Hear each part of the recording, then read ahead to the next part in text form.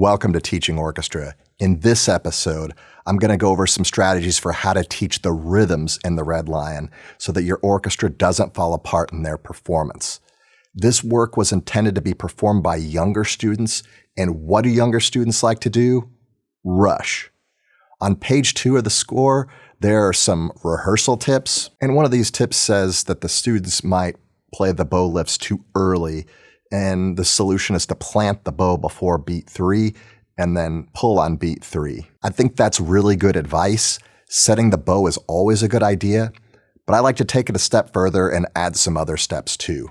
In the Teaching Companion, which is available on teachingorchestra.com, I have them set, then grip, then wiggle. So I have rhythm number 3 here, which is one of the 6 rhythms that's being taught here in the Red Lion, and it parallels measure 25 for the violins and violas. And the idea is that they play, they set, grip, wiggle, play, set, grip, wiggle, play, and so on. The wiggle is technically unnecessary because it only tests whether or not you have enough grip on the string. If you're able to grip the string and wiggle the string, it means you've got enough grip, but if you set the bow and your string slides, that means that you don't have enough grip. So let's take a look at measure 25. This rhythm right here has more potential to rush than, say, 13.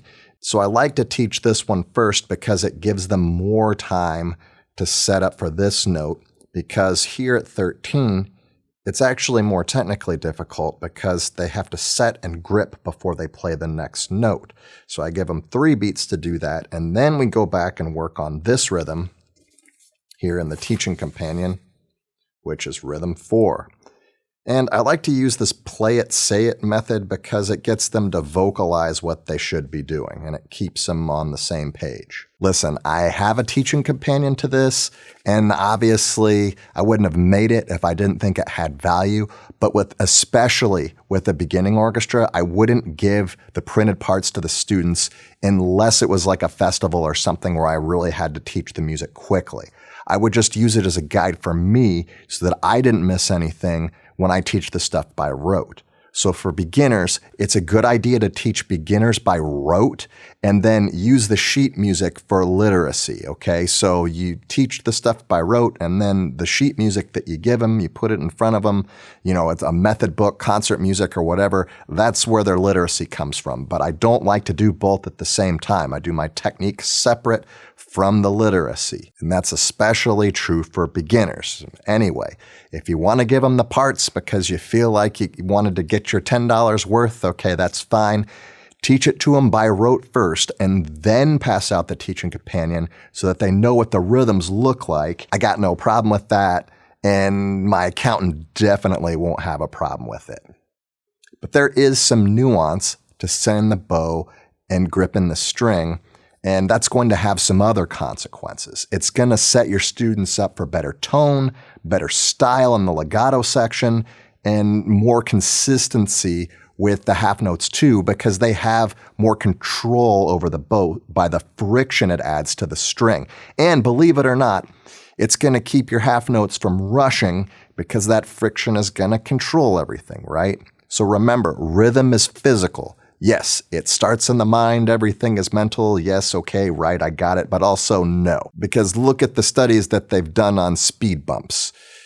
They tried to figure out whether or not speed bumps actually makes drivers drive slower, and it turns out that speed bumps do not have a net positive effect on regulating speed. The drivers slow down briefly for the speed bump, but then they race to the next one to make up the time they just lost. So what slows down drivers? Narrower roads. When the roads widen, drivers feel safer, so they drive faster, but when they narrow, then they gotta slow down because they're worried about not staying on the road or hitting a parked car or whatever.